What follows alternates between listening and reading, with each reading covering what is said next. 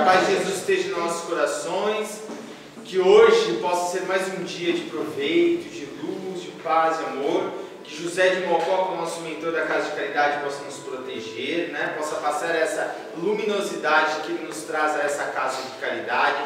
Essa Casa de Caridade, gente, é tão divina, é tão maravilhosa, não é verdade? A gente fica só um pouquinho longe e já sente saudade, né, Marcos? Se levou um pouquinho, deixou um pouquinho alguma coisa que nos atrapalha de vir, a gente sente aquela saudade, a gente sente a falta. Por quê? Porque aqui a gente recarrega as energias, aqui a gente realmente traz paz e amor aos nossos corações, a gente muda realmente as nossas vibrações, a gente alcança algo de melhor realmente. E é importante estar vindo, é importante estar buscando, porque quando nós estamos nos ajudando, a gente está se ajudando só a gente, né? Nos ajudando somente a nós, mas está ajudando um monte de gente. A gente está ajudando os nossos irmãos lá em casa, a gente está ajudando os nossos irmãos obsessores, a gente está ajudando realmente as pessoas que convivem conosco, a gente está ajudando nosso país, nosso Brasil, a nossa humanidade inteira, porque nós, na verdade, somos centelhas divinas do Criador, somos provenientes do Pai. Se somos provenientes do Pai, somos irmãos. Se somos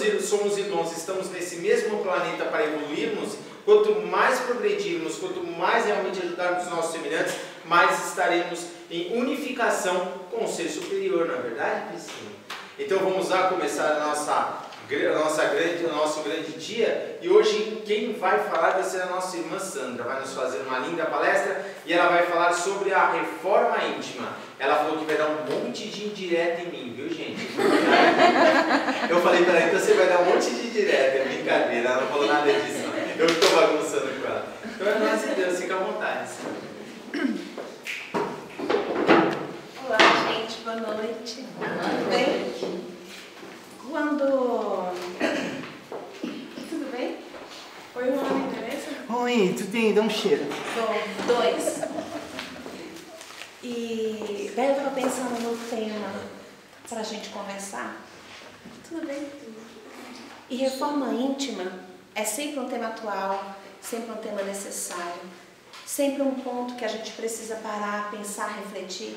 Onde estamos, para onde vamos, o que queremos, o que buscamos, mas ainda mais que isso, com o que nos conectamos.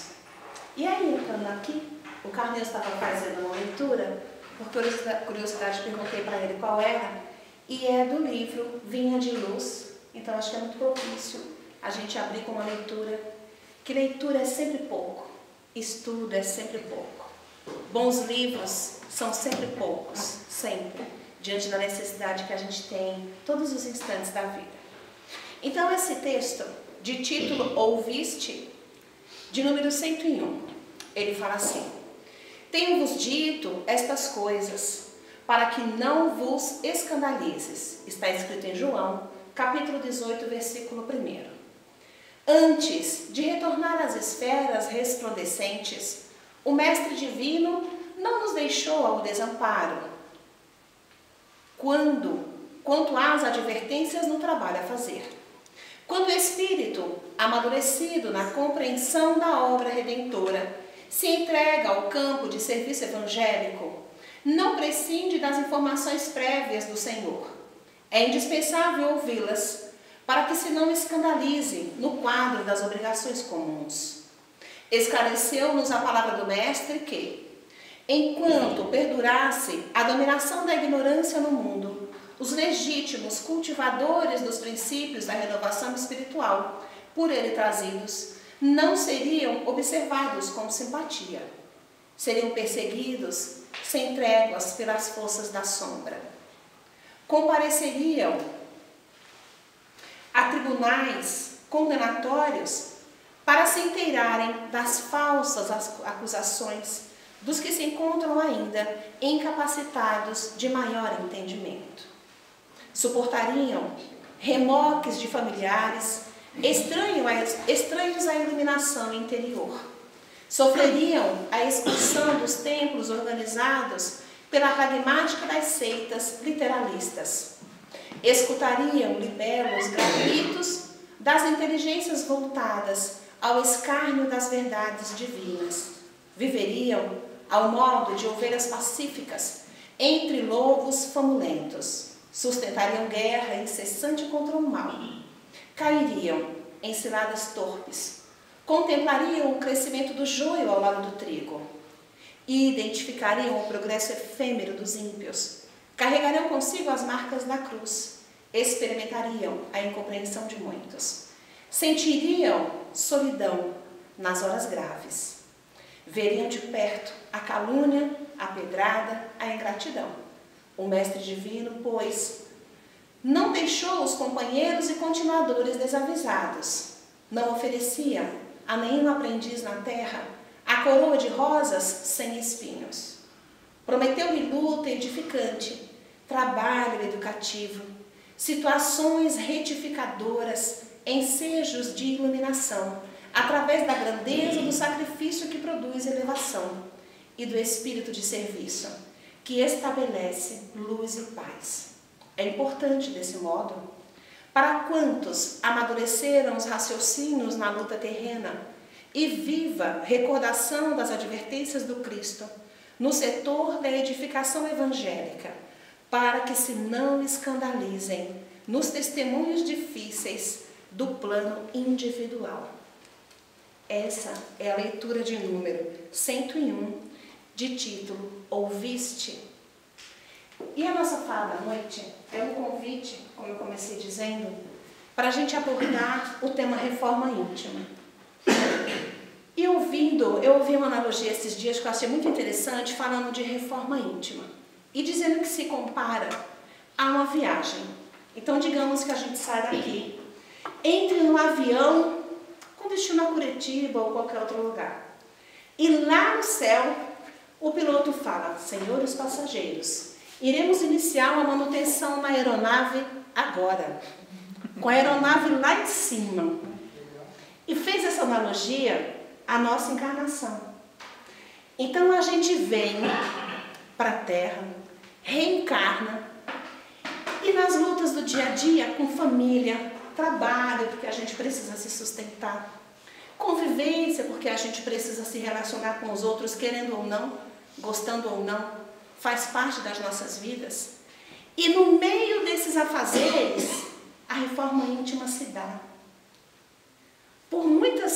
É muito comum a gente ouvir, quando fala-se em reforma íntima, ou quando fala-se em uma referência de crescimento, de aprendizado, de lutas cotidianas e de vencer dentro do contexto geral da vida, a gente fala de grandes provações, a gente fala de Irmã Dulce, a gente fala de Madre Teresa de Calcutá, a gente fala de um próprio Chico Xavier, a gente fala do Divaldo.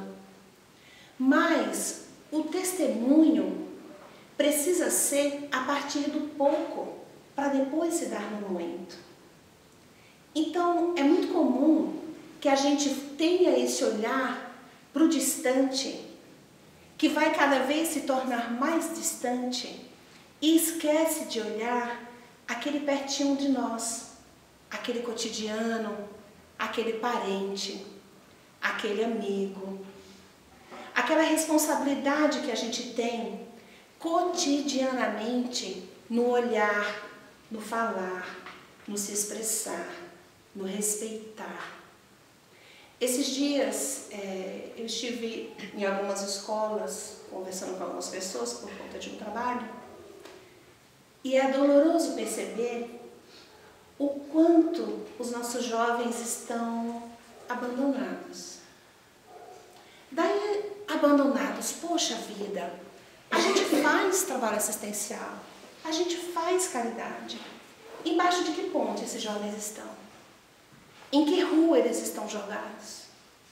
Meus amigos, esses jovens estão em palacetes.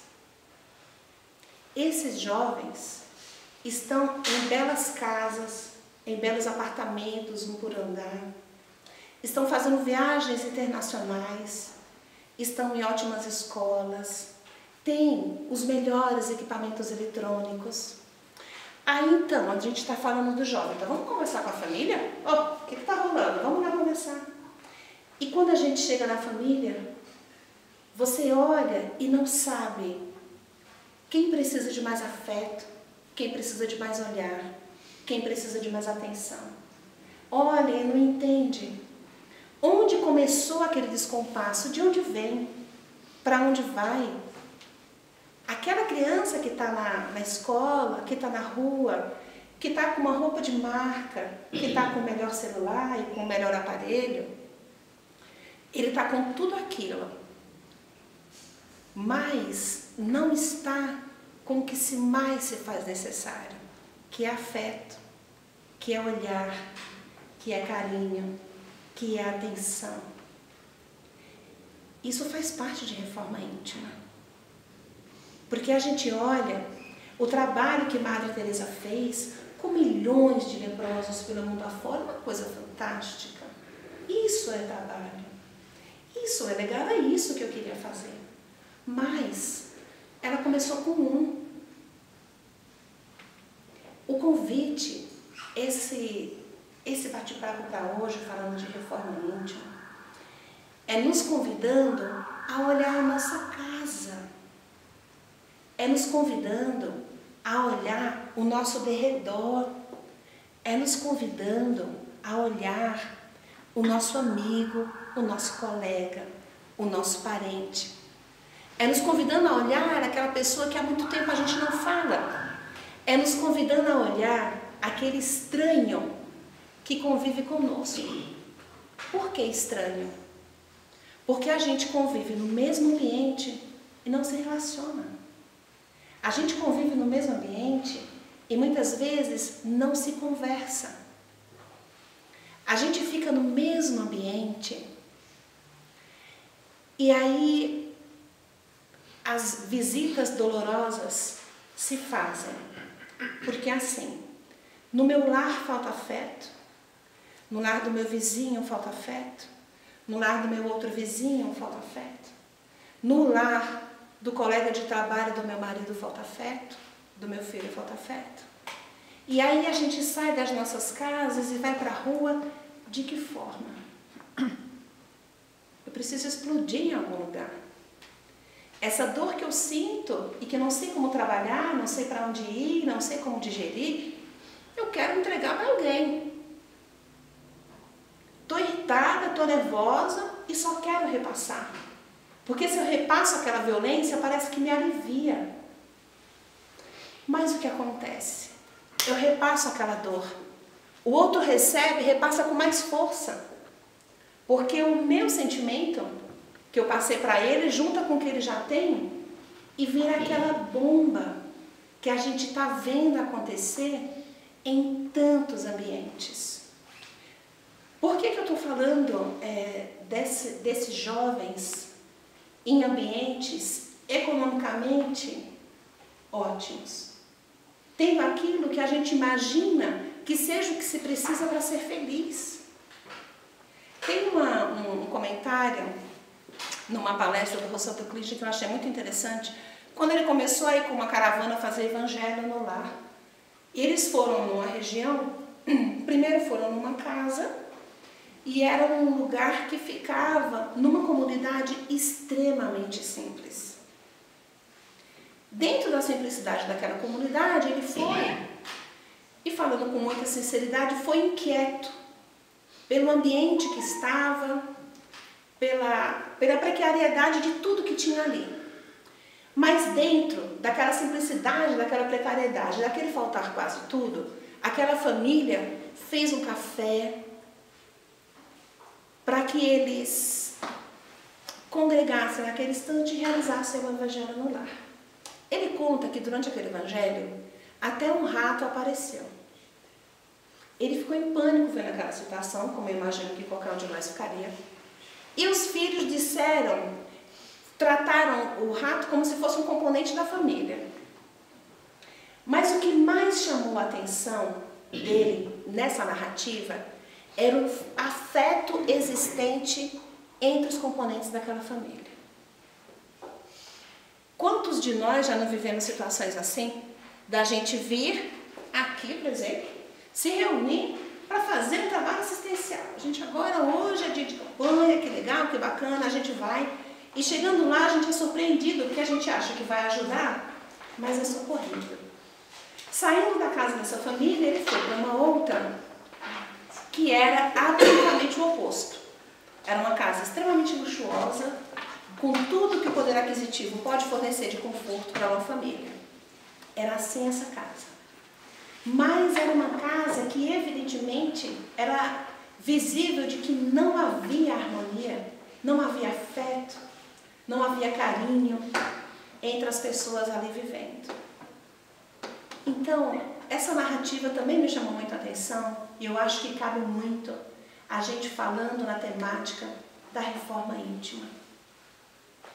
Que a gente, muitas vezes, procura se espelhar no que é distante, no que é grande, mas é do pequeno que a gente começa a construir. A minha melhoria, o meu caminhar, precisa iniciar-se com o meu pequeno núcleo. Precisa iniciar em mim. Porque o amor é um bumerangue. Ele vai e retorna. Mas o ódio também. A maledicência também. A raiva também. A violência e a agressão igualmente. Então, a pergunta é, o que eu quero para a minha vida? O que eu busco? O que eu quero que entre na minha casa? Até que ponto eu sou responsável pelos acontecimentos que explodem violência em todas as áreas que a gente percebe? No livro Nosso Lar, que eu acredito que a maioria de nós teve a oportunidade de lê-lo, a gente vê a história da mãe de André Luiz, que foi uma vida de renúncia, foi uma vida em que ela vivia um relacionamento com um marido que tinha simplesmente 2 amantes. E ela, enquanto mãe, enquanto mulher, enquanto pessoa, enquanto individualidade, ela esteve firme na sua responsabilidade. Em que sentido? Não estou fazendo apologia a esse tipo de situação, mas em que sentido? Eu vivo um casamento com uma pessoa, eu vivo um relacionamento. A minha atitude é individual. Se o outro vai abandonar a família, se o outro vai sair sem olhar para trás, se o outro acha que tem direito a leviandades, cada um de nós temos uma cadernetinha, temos um bloquinho com o registro das nossas vidas.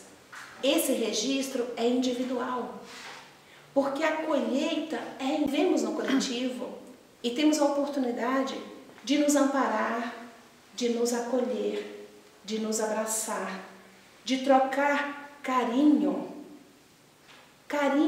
trocar amor, que a gente precisa tanto. Eu acho que a gente precisa da troca de afeto, igual precisa do alimento para alimentar o corpo da matéria. A gente precisa de amor, de afeto, de abraço. Eu sou até repetitiva falando de abraço, mas eu acho que a gente precisa de abraço, a gente precisa de carinho e a gente precisa cultivar isso no nosso universo e nas pessoas que convivem conosco. Médiuns, nós temos uma responsabilidade muito grande, porque temos o conhecimento e o estudo que nos diz que nós fazemos vínculo com tudo. Nas atitudes mais simples, a nossa postura é extremamente importante.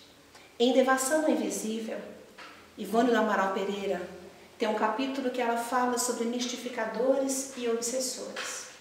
E nesse capítulo, ela conta uma história de uma menina de 10 anos, que é parente dela. E por um período ela vai morar na casa e fica sabendo de que a menina vive problemas extremamente sérios. Tem 10 anos de idade, mas vive comportamentos extremamente arredios a tudo e a todos. Então, ela é absolutamente indisciplinada, ela grita, ela berra, ela faz escândalo, ela não aceita nada que seja agradável, ela não aceita um carinho, ela não aceita absolutamente nada. A postura dela é tão desagradável e inquietante para a família que eles começaram a bater, a brigar, a colocar de castigo. E aquilo só piorou a situação. Com a chegada da Ivone, a família, que também é espírita, mas às vezes a gente não enxerga as coisas que acontecem no nosso lar, do nosso lado, às vezes é muito perto e é difícil da gente conseguir enxergar. Então percebeu-se que eram problemas espirituais. A partir dali, eles trocaram a violência pelo diálogo, pela prece, pelo carinho. Mas a menina continuava arredia do mesmo jeito. Ela não aceitava aquilo do mesmo jeito. Mas quando ela saía daquela situação de crise e voltava a si, era uma menina doce, inteligentíssima, muito amável e que todos queriam ter por perto. Quando voltava aquelas crises, voltava a ser aquela garota insuportável.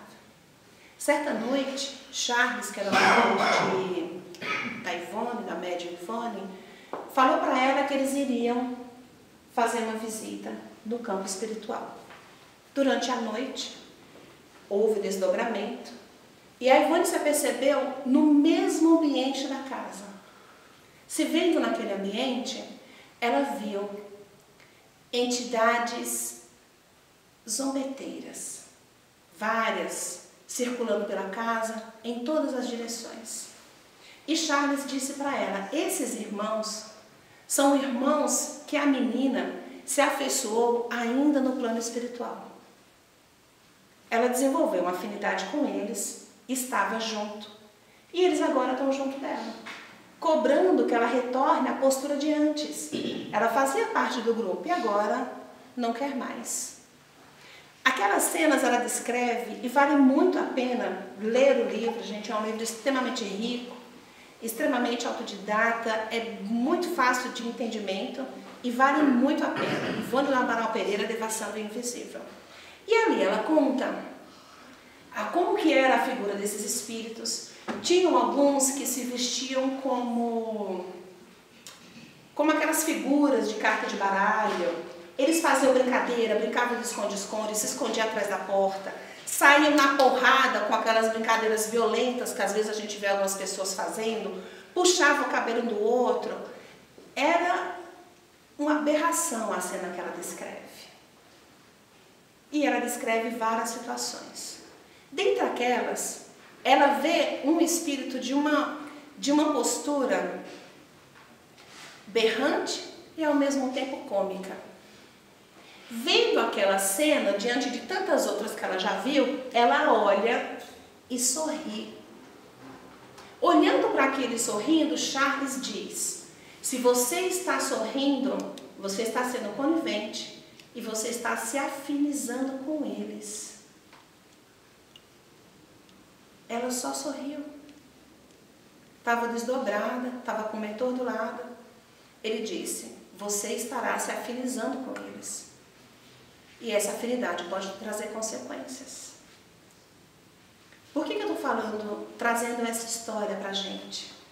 Para a gente ter uma noção do tamanho da responsabilidade, gente, que nós temos com as músicas que a gente ouve, com as literaturas que a gente lê, com o tipo de informação que a gente absorve, com o tipo de programação que a gente vê na televisão. Eu não estou dizendo para que sejamos alienados de modo algum. Eu estou dizendo para que nós sejamos seletivos no que entra na nossa vida. Como Sola sempre dizia, do mais para o mais, do positivo para o positivo, ou seja, que a gente procure e se policie, tenha uma retidão de postura, para que a gente absorva aquilo que for saudável às nossas vidas. A gente precisa de um crivo no que vai ler, no que vai ouvir, no que vai permitir que os nossos filhos assistam, em observar o que acontece na internet, em observar o que as nossas crianças estão fazendo ao telefone, com quem estão conversando. Às vezes a gente fica alheios. Eu ouvi uma mãe dolorosamente falando que de repente se viu surpreendida com o filho comentando sobre suicídio. E aquilo era uma total novidade, porque ela tinha a impressão que o filho era uma pessoa totalmente diferente. E quantos de nós não negligenciamos coisas desse aspecto? Eu estou falando nós porque eu também me incluo. Quantos de nós passamos despercebidos? Quantos filmes de violência, de promiscuidade sexual, a gente absorve, achando que aquilo não nos traz consequências nem responsabilidades. Todas as nossas atitudes trazem um reflexo às nossas vidas, à nossa casa e às nossas famílias. Aquilo fica registrado no nosso íntimo. Por mais que a gente ache que aquilo é passageiro, que é uma bobagem, mas não é exatamente assim que funciona. Então eu quis comentar essa história para que ficasse um alerta e para que nós médios temos responsabilidade e pensar muito sobre o que a gente absorve. Não os médios, mas todos nós. Pensar muito sobre o que a gente absorve. Imagina o tipo de programação que a gente assiste antes de deitar e dormir. Para onde que a gente vai depois que o corpo adormece? Para onde que a gente vai? Para aquela sintonia. E aí acontece uma enxurrada de situações, a gente não entende, não vê explicação, não vê justificativa, não consegue entender onde começou, para onde foi, nem para onde vai. A história dessa menina, que é longa, mas é muito interessante, termina com eles contando que foi um trabalho longo, mas que a menina ficou bem. De que forma? Através de uma retidão de postura, muita disciplina na postura, muita disciplina no que entra na sua casa, no que vai fazer parte da sua vida, mas igualmente evangelho no lar. O velho, famoso, antigo e tão falado evangelho no lar, meus amigos. Evangelho no lar. Foi através do evangelho que esses irmãos foram orientados e que essa menina ficou bem de saúde. Ela também precisou tomar medicação para o sistema nervoso, com 10 anos de idade, mas foi necessário fazer um tratamento do corpo de matéria e um tratamento espiritual junto. Ou seja, a gente não pode negligenciar os tratamentos médicos. A gente não pode. A gente tem que ter muito cuidado em relação a isso e ter muita responsabilidade. Se a gente precisa de tratamentos da matéria, se a gente precisa de psicólogo, se a gente precisa de médico, façamos uso. Façamos uso. Estão aí para nos auxiliar e depende de nós a utilização que faremos deles. Meus amigos, a fala de hoje era reforma íntima. E uma fala vinda de uma pessoa que fez sua reforma íntima, não. Estou fazendo a todo instante. A todo instante. É uma luta titânica. Não com o outro, porque com o outro é muito fácil lutar. Mas é uma luta titânica conosco mesmo. O ano passado, houve um congresso da Universidade Federal do ABC aqui em São Bernardo. E o congresso se chamava Congresso Nacional de Filosofia da Libertação. O tema era muito interessante e as abordagens também foram muito interessantes. Teve uma passagem nesse congresso que eles estavam aguardando a chegada de um professor que estava chegando da Alemanha e vinha direto para a universidade que ele ia fazer uma palestra. E aí, todo mundo oriçado falando naquele professor. Falei, nossa, o cara é the best, porque tinham pessoas que conheciam muito da área, de diversas partes do Brasil, e falavam muito desse cara. O nome dele é César. Não, a gente vai falando, vamos tocando aqui, mas na hora que o César chegar, todo mundo se cala que a palavra tem que ser do César. Ninguém vai falar nada porque o César é a prioridade. Falei, meu Deus, na hora que esse cara chegar vai ter um tapete vermelho estendido para o César.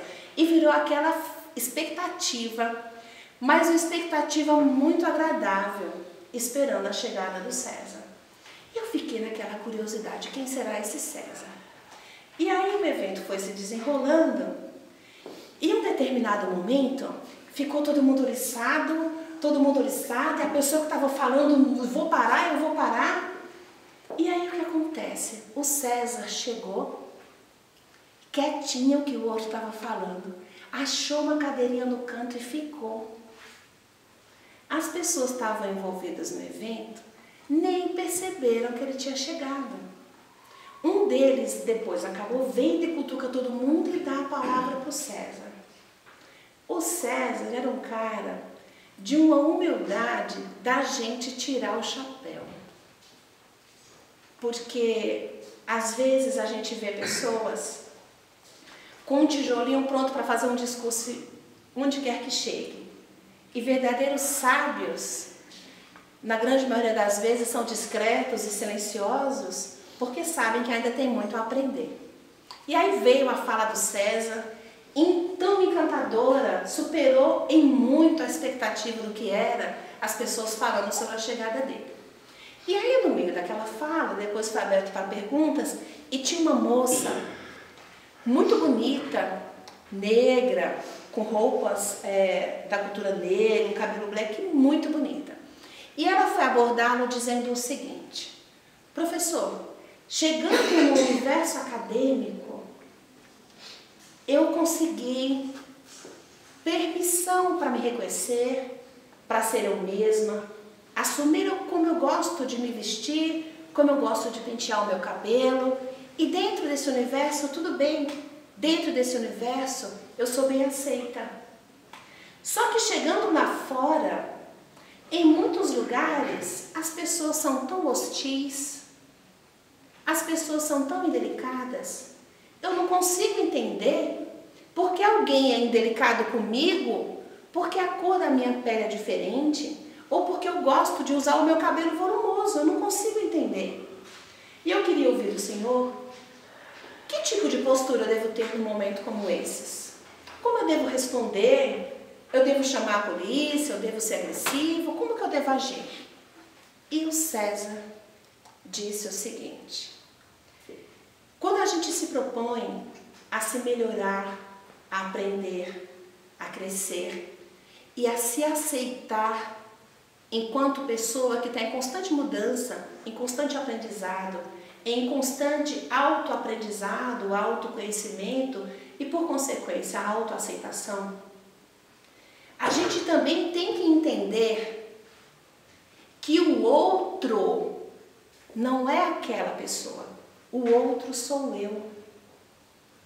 Aquela pessoa continua sendo exatamente como ela era. O outro da situação passa a ser eu. Então, trazendo isso para nós, falando de reforma íntima, falando da nossa família, falando da nossa vivência, lembremos-nos que a tolerância é fundamental. Por quê? Porque eu convivo com pessoas na minha casa, por exemplo, que são pessoas que eu trago das minhas relações de várias encarnações. E a gente vem vivendo, brigando, discutindo, ludibriando, traindo. E aí chega um momento que eu falo, olha, a partir daqui eu preciso ser uma pessoa diferente. Eu estou cansada. Eu estou cansada de brigar. Eu estou cansada de ser agressiva. Eu preciso aproveitar essa reencarnação e ser alguém melhor. Quando a gente diz isso para nós mesmos, a gente precisa ser tolerante e entender que os outros, aquelas pessoas que conviviam conosco, na grande maioria das vezes vão continuar igual. O outro somos nós. Nós que estamos querendo e trabalhando para deixar de ser aquele homem velho que fomos até ontem. O outro não. E ninguém é obrigado a nos acompanhar por uma estrada que a gente acha que é a melhor. É o melhor para mim, nesse momento que eu vivo, nesse momento de opções, nessa estrada que eu trilhei até aqui, eu estou dizendo, a partir daqui eu quero algo diferente. A partir daqui eu não quero mais violência na minha vida. A partir daqui eu não quero mais discussões. E aí inicia-se a briga titânica, a luta titânica da reforma íntima conosco mesmo. Para sermos firmes em melhorar, para sermos firmes em caminhar, para sermos firmes em aprender, em ler, em colocar em prática. A vida, o universo pede carinho. Planta, pedra, gente, móvel, árvore, animais. Pedem respeito, pedem afeto, pedem carinho. O mundo grita por carinho. Se os outros não querem, problema deles. Se querem continuar assim, é um direito que cada um tem. Mas que nós, se estamos dispostos a isso, se essa é a história que abraçamos, se essa temos a convicção de ser o melhor em nossas vidas, então vamos em frente. Mas lembrando que precisamos ser tolerantes com os outros. Lembrando que precisamos respeitar os outros e lembrando que quando um não quer, dois não brigam. Um se debate sozinho, quer brigar, bata a cabeça na parede até rachar, meu bem. Não será uma briga a dois, será uma briga sozinho. Você consigo mesmo, não nós dois. Você pode se matar. É um direito que você tem. Vou lamentar, mas é um direito que você tem. Todos nós temos esse direito. Aprender, crescer, melhorar. Do mais para o mais na nossa vida, nas nossas casas, com a nossa família. Do positivo por positivo na literatura, na televisão, no vocabulário, no que a gente ingere, no que a gente convive, no que a gente multiplica. O WhatsApp, redes sociais, parece muito impessoal que a gente não está vendo a outra pessoa, mas através dali, gente, muita violência transmitida, muita mentira, muita falsidade, fingimento de uma felicidade que naquele instante eu não estou vivendo. Tudo isso significa responsabilidade. Tudo isso. Nos passos simples, nas coisas simples. Em tudo tem responsabilidade. Mas lembremos, sempre, a espiritualidade maior nunca nos abandona. Os nossos anjos guardiões jamais nos abandonam. Então, sejamos felizes. Nós temos o direito de ser felizes e nos encontramos aqui para isso. Para o melhor, pelo melhor e para crescer. Tem uns minutinhos finais. Eu gostaria que a gente fizesse uma prece, pode ser? Não vou falar porque não é bem rapidinho. Pode ser? Vamos fazer de mãos dadas?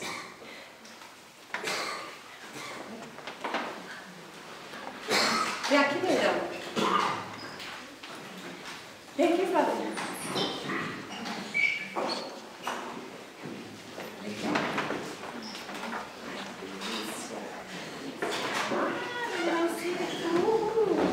Show de bola.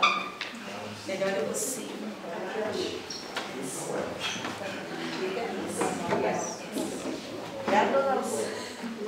Ok, vamos?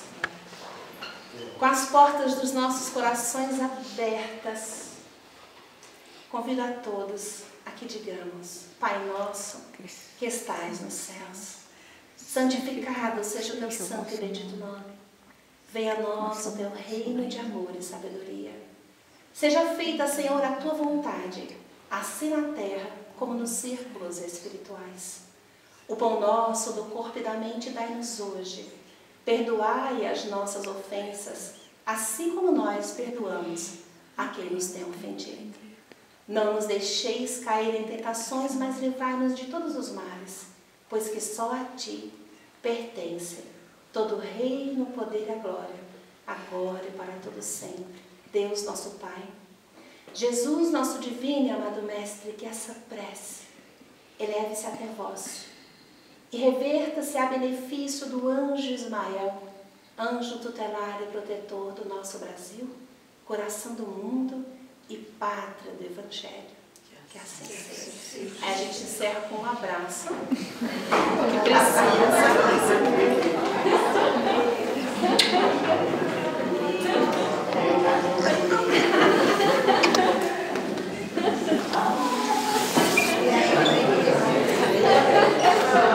Trocando um pouquinho.